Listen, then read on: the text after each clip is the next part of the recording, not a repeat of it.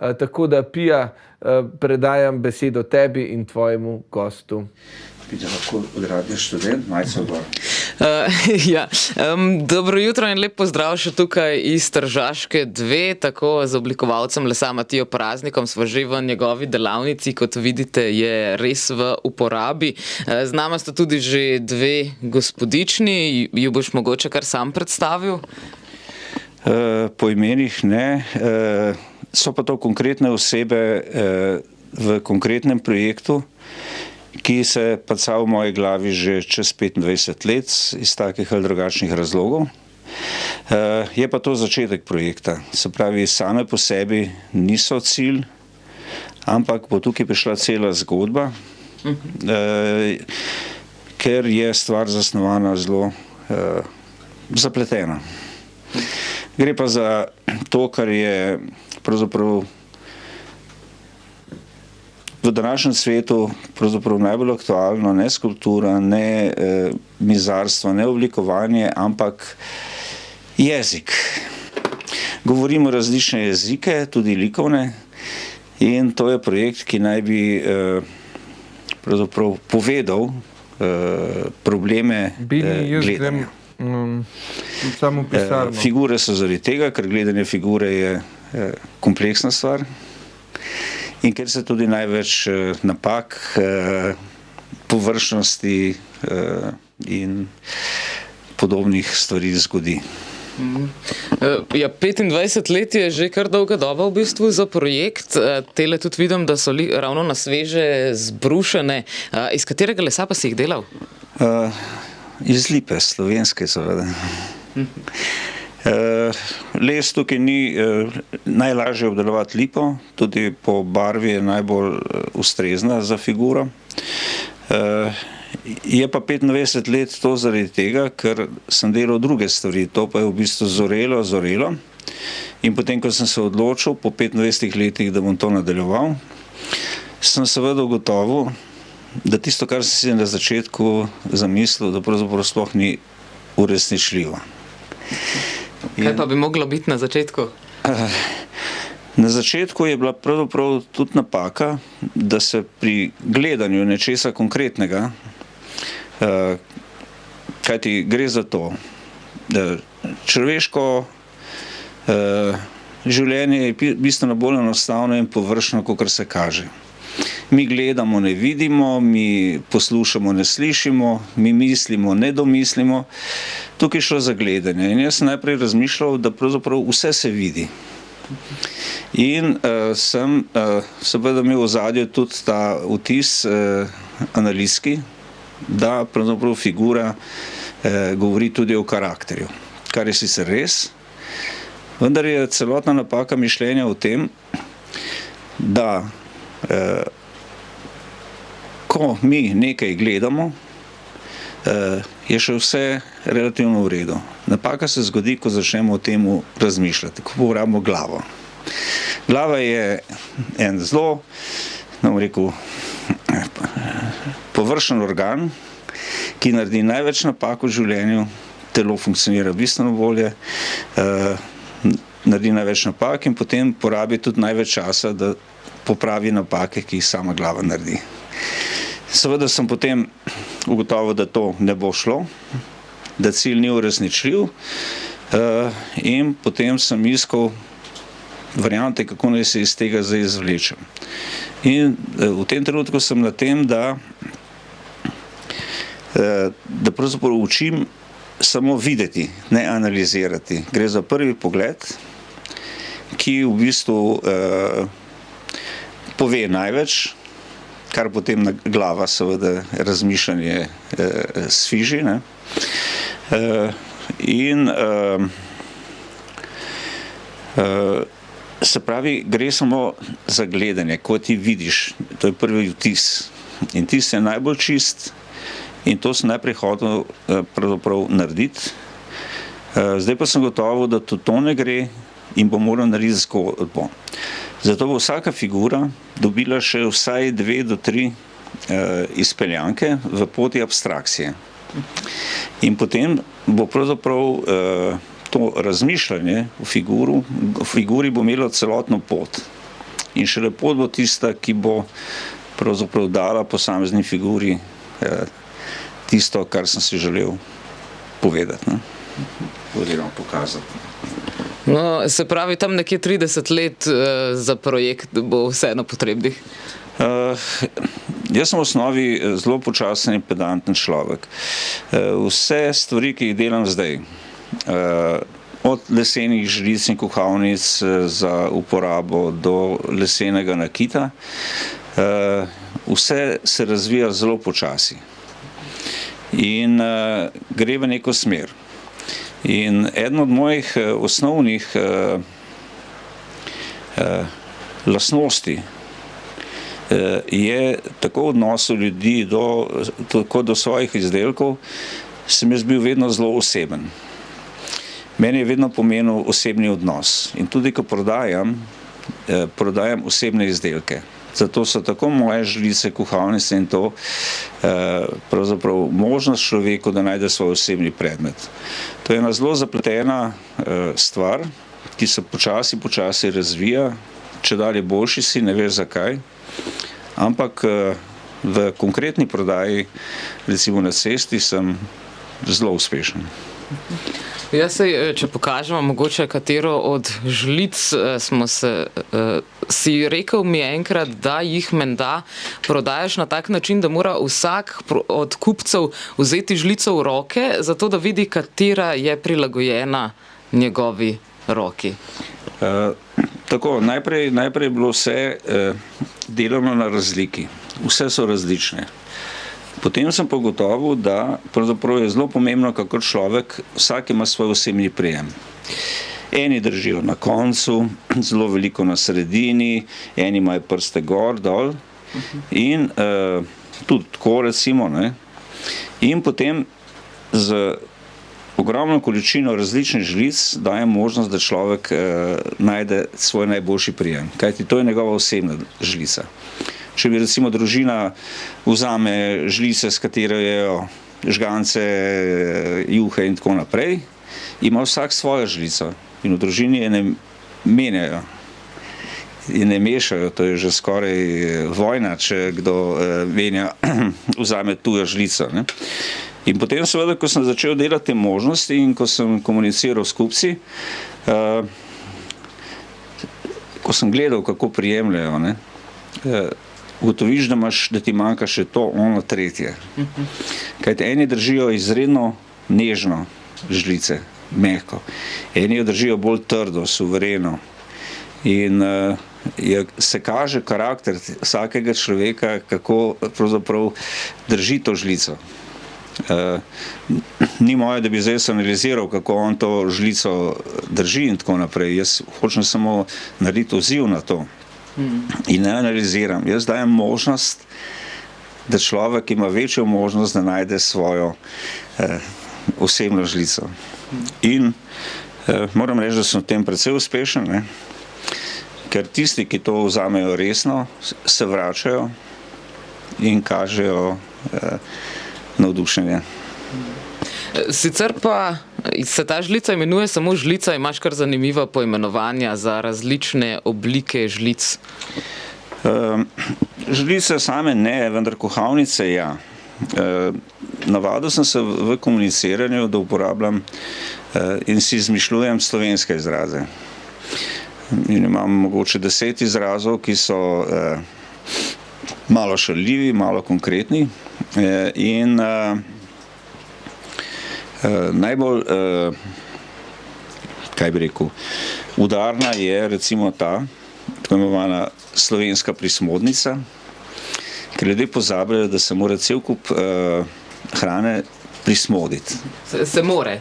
Se mora, ja, tako. Čeprav eni pravijo ne, zadnji sem poslušal oddajo o praženem krompirju, vsi pravijo, da pražen krompir mora imeti 3 skorice. Se pravi, ti, ko pražen krompir delaš, se mora od spodaj malo prežgati. In ta prismodnica je, da ti v osnovi praskaš po dnu in obračaš in potem nastane od spodaj skorja.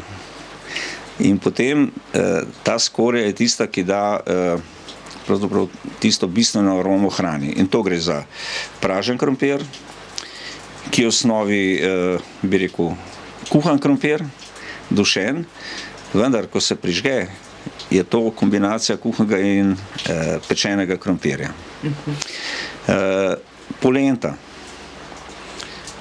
Ko sem bil majhen, ko je babica kuhala v črni emo posodi polento, je od spodaj nastala skorja 3-4 mm, ki je bila pravzaprav prav zažgana, črna. Ampak tisto smo potem v beli kavi najraje jedli, isto krompirjevi žganci in še marsikaj. Ne? To ne pomeni, da se mora vse prismoditi, ampak to je slovenska prismodnica, tam, ko delaš na tem, da se stvar prismodi. Potem nimam tukaj zdaj na razpolago, imam frtalnico. Bova mogoče kasneje pogledala, katere pa imava zdaj tukaj na razpolago? No, tale je hecna, ne? To ne imenujem po imenu, ampak to je akcija Hočemo hipije nazaj. In seveda Flower Power, ne? In potem vedno, ko komuniciram, povem, da odkar ni več hipijev, ni več nobene romantike, da so bili sicer smotani, zadeti in tako naprej, ampak romantike pa vseeno manjka, ne? Je pa to namenjeno za mešanje solate, česarkoli, ne? No, dejva mogoče si vzeti kratek oddih za reklame, da postaviva še stojnico, da te bojo prepoznali naslednjič, ko te vidijo, potem pa se že vrneva nazaj, da spoznate še ostale umetnine. Torej, lepo pozdravljeni nazaj sem na Tržaško, zdajle ravno pripravljava stojnico, upam, da jo dobro vidite, če ne vam, naj vam jo čisto malo pokažem, kako izgleda od blizu. Takole namreč lahko Matijo Praznika ujamete tudi kje ob obali ali pa mogoče tudi kar tukaj v Ljubljani. Matija, kje te v bistvu lahko najdemo v Ljubljani pri stojnici? Lani me niste mogli najti, ker je pač MOL kompliciral okrog stojnic, tako da lani nisem prodajal nič. Prodajal sem v Piranu, kjer ima neko odlično društvo Ambot, enkrat mesečno sejem. To so starejše gospe, ki imajo svoje društvo in one pripravljajo sejem za svoje društvo in to so ekstremno prijazne in držijo svojo ceno, ki jo zdaj vsi spreminjajo, stojnica za cel dan stane 10 €, medtem ko v Ljubljani za tiste pol dneva stane že 15, 18, 20, po sejmih stane tudi 50. Ne. Vsi so zavohali, da tukaj lahko dvigujejo ceno, noben se pa ne vpraša, kako te, ki prodajajo, pravzaprav sploh zaslužijo kaj. Zato je teh stvari, včasih nas je bilo v Ljubljani in to na Hribarjevem nabrežju, nas je bilo tudi po 20-25, nazadnje nas je bilo po 5-6, ker nekateri tudi za stojnico niso zaslužili. Kar pomeni, da to ni tako enostavno, zgleda, bi rekel, svobodno in tako, vendar ni tako, kajti moj prijatelj je nekoč rekel, davek na svobodo je najvišji. Svoboda ni poceni. Slej ko prej nekaj plačaš, ne samo stojnico, ampak tudi nekaj drugega. Si pa gospodar svojega časa in ima to svoje prednosti in se moraš odločiti, ali je to vredno ali ne. Se pravi, ta moja stojnica, tukaj se vidijo stvari, ki prej niso videla, to je zdaj nova stvar, to je nakit. Ves nakit je zasnovan na lesenih ptičkih. In ko sem govoril o počasnosti, vse se je začelo pred 10-15 leti, ko sem v enem trenutku, ko sem delal žlice, to jih režem iz deske, ugotovil, da vmes ta odpadek ima obliko ptička. In sem naredil nekaj ptičkov, da bi jih daroval otrokom, ki bi bili zraven staršev za darilo. In stvar je postala več, kot je izgledala, bila je zelo uspešna in je bila tudi izredno osebna. Ko sem naredil recimo 100 ptičkov in sem jih razstavil recimo naenkrat 100 v Avstriji na sejmu, so prišli ljudje in je zanimivo, v sekundi najdejo svojega ptička. In takoj stegne roko, ta je moj. In ga uporabljajo, ali da ga imajo v roki, v žepu, na delovni mizi. In skratka, ob tej prodaji se mi dogajajo krasne zgodbe, ki bi jih moral enkrat napisati, ker so res zabavne. Recimo ena od zgodb. To je tista tako imenovana frtalnica, ta je za levičarje. Nekoč sem imel finto, da bile so neke angleške turistnice in sem jo rekel: "Ladies, how can you live without this?" In je ona rekla: "Simply I don't cook." In me je takoj, drugač eno od imen je tudi ekološka našeškarca, ker otroke je treba zdaj ekološko, ne? To je šala, otroke se sploh ne sme pretepati, da se dobro sliši ekološko, ne? A si bil mogoče na kakšnem ekološkem sejmu, res imaš take same trajnostne predmete? Nisem še kaj dosti hodil, ker veliko sejmov je, ogromno sejmov je po teh raznih občinah in tako naprej, ne? Vendar so tako, ne? Niso vse, ti moraš na nek sejem pripraviti vzdušje. In če ima vzdušje, potem tudi prodajalec pride in prodaja primerno temu vzdušju. No, tako sem že govoril o slovenskih žlicah. Ta žlica je bila narejena specialno za hranjenje dojenčkov. Ker se kar naenkrat v moji bližini pojavilo ogromno dojenčkov in sem naredil pač, in zanimiva je reakcija dojenčkov, ko mu daš v roke. Ko mu daš, on zagrabi in te gleda v oči. In te gleda, potem pa kar nekaj naredi. In potem iz ust ne da. Kar je v bistvu dober kompliment. Je pa ta žlica ravna in je narejena, da se naravnost hrani, ne strani. Ko ti otroka hraniš, ga moraš hraniti naravnost, da se gledata. In zato je tudi prijem takšen in dojenčki pravijo ja, še. Imaš tam tudi nož, čeprav vidim? No, teh nožev imam, ko mi pač ustvarjalnost pobezla, imam čez 50 oblik. Je pa to v osnovi nož za maslo. To so Skandinavci najprej ugotovili, da maslo, če ga mažeš s kovinskim nožem, spremeni okus. Zakaj gre? Gre za to, da se z mlečno kislino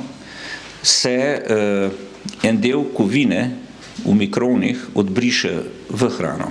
In ker je velika površina, ki jo razvlečeš, spremeni na trdo okus.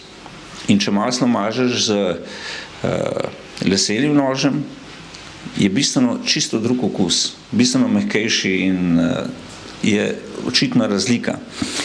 Zato je tudi pri teh žlicah, ne, ko ti ješ, je bistveno prvič material kot les je izolator, ima dotik usnc mehek, drugačen, temperatura ostaja ista, nikoli ni hladna ali pa vroča. Predvsem je pa pomembno, ko ješ določene stvari, kot so, recimo najbolj se pozna pri teh rahlo kislih zadevah, ne, ko ti odližeš, če imaš kovinsko žlico, odližeš tudi en del kovine. Kar pomeni, da kovina spreminja okus. Gre pa za to, da človeško, če smo prej govorili že o telesu in glavi, človeško telo najde, kar rabi, če ni posredovanja. In kovina pri prehranjevanju je posrednik. In ona nam odtuji direktni kontakt z hrano. Eni rečejo, da ni res, da je res, da pomeni. Tisti, ki si vzamejo čas in to preizkusijo, trdijo, da je res. In ne morejo več jesti s kovinsko žlico. Najhujša kovina je seveda aluminij. In ko sem enkrat prodajal in razlagal te stvari, neka gospodična rekla, ja, moj dedi pa že 50 let je z aluminijasto žlico. Aluminijaste žlice in posode so se pojavile po drugi svetovni vojni, ker to je bil ostanek vojaških priborov. In potem so seveda vsi pobrali in so uporabljali kovinske žlice in so se navadili na njih. In jaz se ne morem. Ker je pa še ena stvar. Te študije je bilo ogromno. Recimo, če ti ješ kovinsko žlico in imaš kovinsko zalivko, plombo, slina je rahlo kisla in spoj dveh kovin plus elektrolit nastane baterija. In ko ti ješ s kovinsko žlico in s kovinskimi plombami, nastane baterija in steče majhen tok. Ne da bi te streslo, ampak v zaznavi potegne hrana na kislo. Kot da je malo kisla. V bistvu je pa to dodatek, ki ga ta droben električni tok ustvari. Se pravi, stvar je zapletena, vendar prehranjevanje ni zapleteno in tisti, ki se najde v tem, ima prav poseben užitek v tem, da je z lesom in da je z svojo žlico in so poslovneži, ki nosijo na poslovna potovanja v žepu mojo žlico in ko pride v hotel, je z svojo leseno žlico. Ja, sliši se veliko bolj zdravo. Pa koliko časa pa potem ta žlica lahko zdrži z nami? So dolgotrajne? Te žlice so trajne, odvisno od skrbnosti uporabnika. Vse žlice so impregnirane s konopljinim oljem. Konopljino olje se suši s polimerizacijo, se pravi, ko se posuši, naredi neke dolge molekule in je vodoodporno.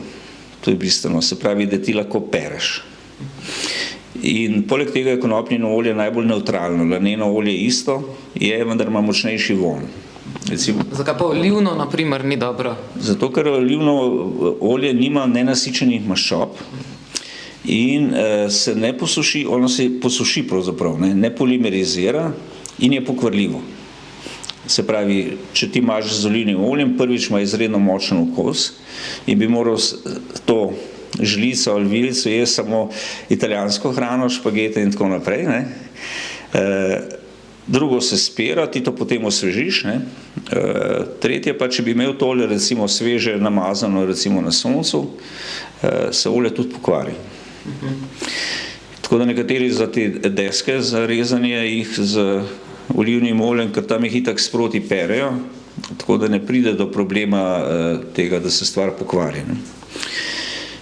Obstajajo tudi te industrijske olja za strik živili, vendar, ker se to olje izredno počasi suši, oni to pospešujejo z dodajanjem težkih kovin.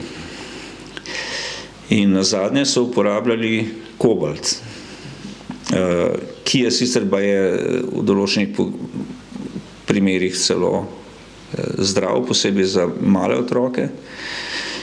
Vendar v trenutku, ko sem slišal za vse te dodatke, sem začel uporabljati samo še čisto prečiščeno konopljino olje. Traja pa, da se neka žlica v celoti posuši približno 1 leto. Zakaj? Potrebuje kisik. In ko ti namažeš, je v 2-3 dneh površina že suha. Vendar naredi film in potem kisik ne more v globino. In potem zelo počasi se pronica navznoter in potem se zgodi še en paradoks. Ta olja, ki polimerizira, ima eno redkih izjemnih lastnosti, da se pri sušenju poveča volumen. Vse laki umetni in tako se krčijo, ko jih ti uporabiš. Ta pa poveča volumen, kar pomeni, ta žlica je suha in je suha 1 mesec, jo ti sušiš, čez 1 mesec do 2 meseca pa kar nekaj postane spet malo mokra. Zakaj? Ker to pomeni, da se suši navznoter. In ker se suši v globino, poveča volumen in stisne en del olja navzven. In kar je v bistvu odlično, to pomeni, da žlica sama sebe čisti, ne? Ker pred sabo poriva vse umazanije. In načeloma, ko zgubiš to svetlobo, svetlost in gladkost, ti to lahko osvežiš. Ampak to zadošča enkrat, dvakrat na leto. Ti samo to namažeš s konopljnim oljem in potem s papirnato brisačo fino osušiš, ker ti ne rabiš filma. Ti rabiš samo, da zapreš vse eventualne porice, da se pač, ker najbolj agresivne za les so maščobe. Ker ko enkrat pridejo v les maščobe, pridejo zelo globoko in jih ne moreš več čistiti ven. In olje v bistvu zapira globino, da ne pridejo pokrljive stvari noter. Pa moramo potem to tudi sami delati, ko že imamo enkrat žlico? V bistvu ja, ni to nekaj zapletenega, ne. Eni tega ne počnejo, vsakmu pa jaz povem, da lahko pride k meni, mu jaz to naredim. In vsakemu rečem, da ima 1 leto garancije vsaj, se pravi, če jo zlomi, karkoli lahko pride in dobi novo. Najraje to seveda povem Američanom. Naj se le vrnejo. Matija, žal nama je časa zmanjkalo, zdaj, ko so se ukrepi malce sprostili, sejemska dejavnost je spet mogoča, da bomo lahko stojnico ujeli, ki je v kratkem. Če se bo odprla prodaja na Hribarjevem nabrežju, to je tam od Filharmonije proti Šuštarskemu mostu, bo ta prodaja ob nedeljah. Jaz sem malo pozen, sem za zaspanuh, ampak pridem ob 10 in se dam do 3-4. In tam bo seveda vsak dobrodošel in tam bom tudi razložil še kaj, tudi kako zgodbo, ki se jih je nabralo res ogromno, ne.